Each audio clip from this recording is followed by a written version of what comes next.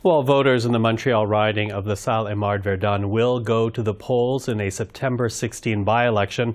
Boris Proulx is a journalist with Le Devoir. He joins us right now to talk about the race. Hello, Boris. Good afternoon. So listen, before we actually talk about the by-election in the Montreal area riding, first and foremost, I want to talk about the by-elections in general, because there are two happening. Yes.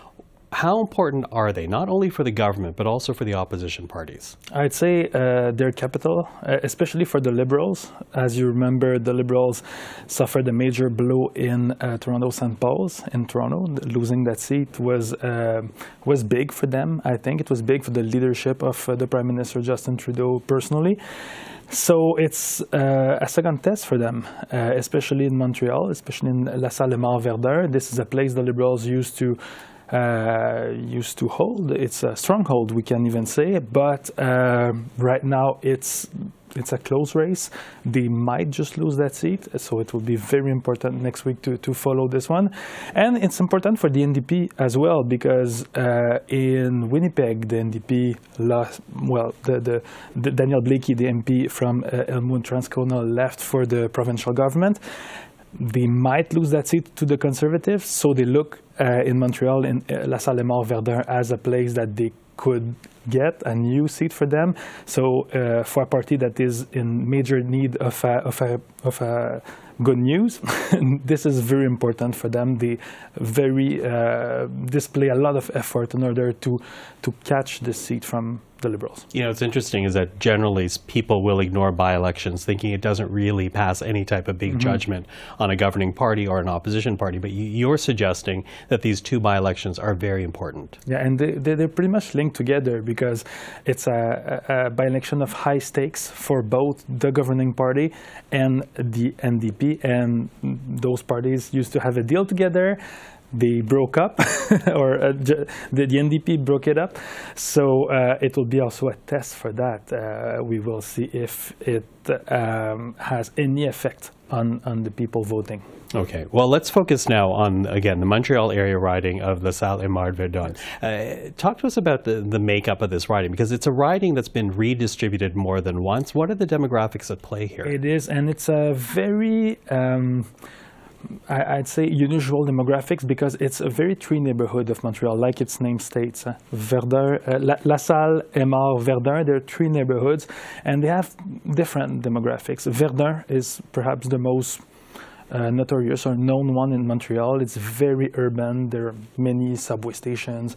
It used to be more of a francophone place for the context of West Montreal, and working class, popular neighborhood. So a lot of poverty also, historically speaking. But since it's so close to the downtown core, there's more rich people coming in. The neighborhood is changing very fast. And it's the place where perhaps the NDP candidate, Craig Sauvé, is the most known within this area of the riding. And then on the opposite of that, there's LaSalle, totally west. There's no subway station going to the core of LaSalle. More Anglophone, more Italian, and it's the place where Laura Palestini, the Liberal candidate, is the most known, because she was city councillor for this neighborhood for many years, but she is not very known outside of that. And in the middle, there's Ville-Aimard, who is double with Côte-Saint-Paul. So those two neighborhoods are, I'd say, a little bit of both working class neighborhood, also very changing, a lot of immigration going there. So this is the setup for the battle of the riding. Okay, the setup of it, as you say, one very much a downtown neighborhood. You mentioned Craig Sauvé, the NDP candidate there. Laura Palestini with the more LaSalle, the West Montreal neighborhood. So does this come down to a question of voter turnout, voter engagement? Is that what will decide this by-election? Well, as you know, in Montreal, the linguistics of the ridings are a very big factor. So this is why I mentioned it. In the east of Montreal, mostly francophone, Bloc Québécois has historically done great.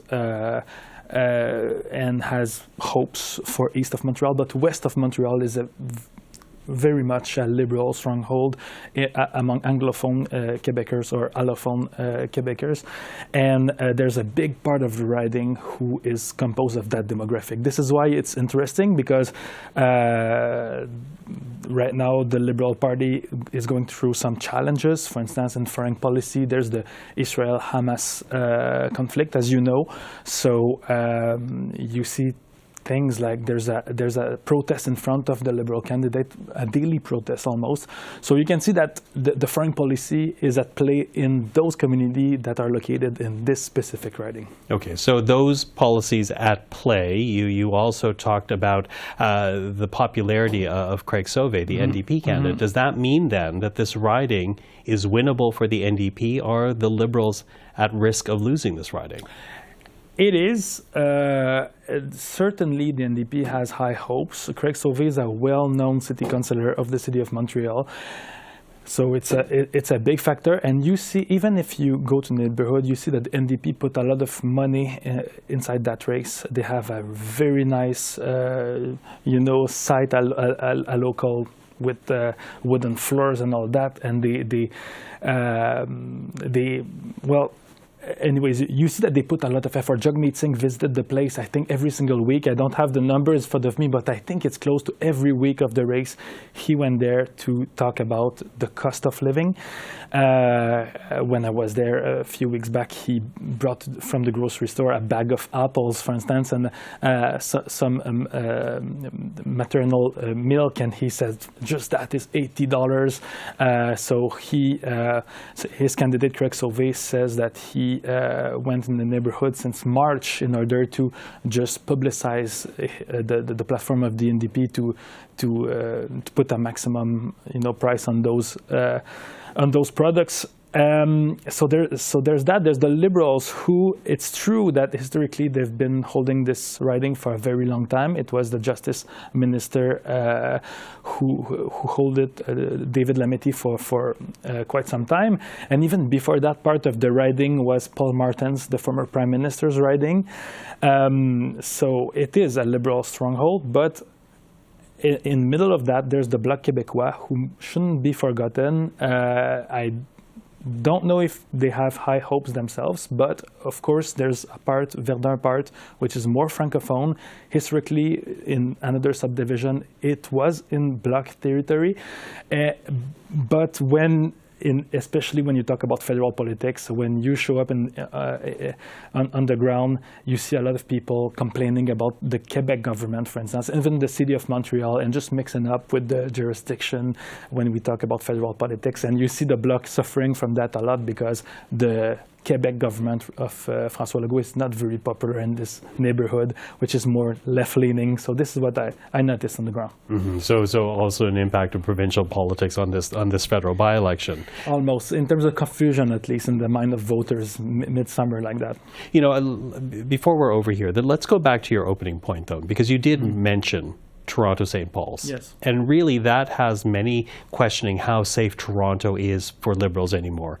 You talk about LaSalle-Émard-Verdun as a Liberal stronghold, but is it still a Liberal stronghold? Is Montreal still safe? How are people feeling about the Liberals on the ground right now in what is traditional Liberal territory? That's a great question, and it's exactly what is at play, and it's what we will see next Monday. Because we saw, like you said, that in Toronto St. Paul's, even the Liberal stronghold, the heart of the city of Toronto, isn't safe anymore for the Liberals. So what about the Montreal strongholds, right?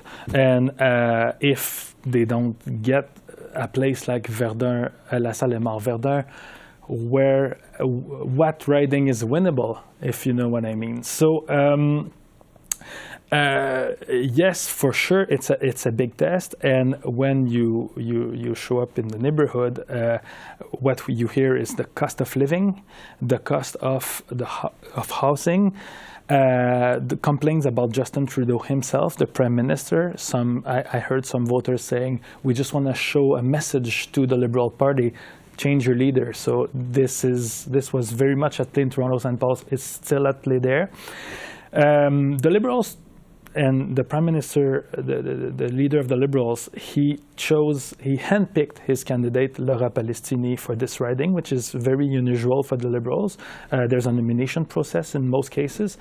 So it's pretty much of a high gamble right there. He chose this C councillor in the hopes that she is well known, or at least well known in the LaSalle part of the riding, in order to save it.